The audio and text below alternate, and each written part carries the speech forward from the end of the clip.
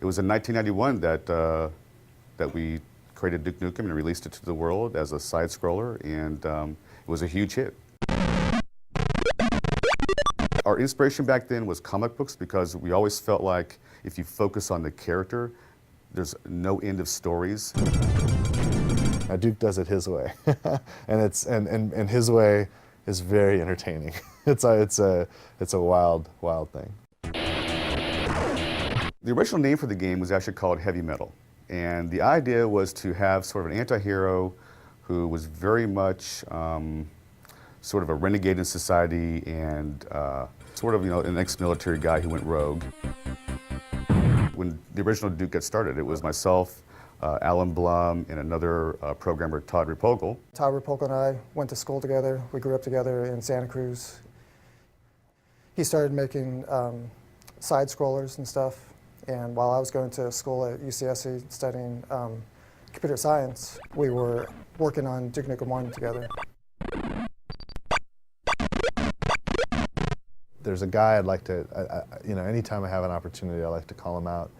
His name's Alan Blum. And Alan, he created Duke. He and Todd Repogel, back in 1991, 92, created the original 2D side-scrollers of Duke Nukem. And, great fun games. And he's the one guy that from the very first moment of Duke existing, all the way through till today, has been involved in the Duke projects. It's very childish. So it doesn't take itself seriously, It's, instead of trying to fit a formula or trying to do certain things, it just does stuff you want to do. Duke Nukem has always been about the character, and we were focused on that at the beginning. It was difficult to bring it out with the side-scrolling simple technology in which we couldn't have voice work and so on. Actually, the voice started with Duke Nukem 2. At the opening cinematic, he says, "I'm back." Todd Repogel, the original Duke Nukem programmer, came to me and just asked about doing a voice because he wanted Duke Nukem to sound like, at least then anyway, sounded like a cross between McBain and Arnold Schwarzenegger. Those were my instructions, and I just said 2 words. I said, "I'm back."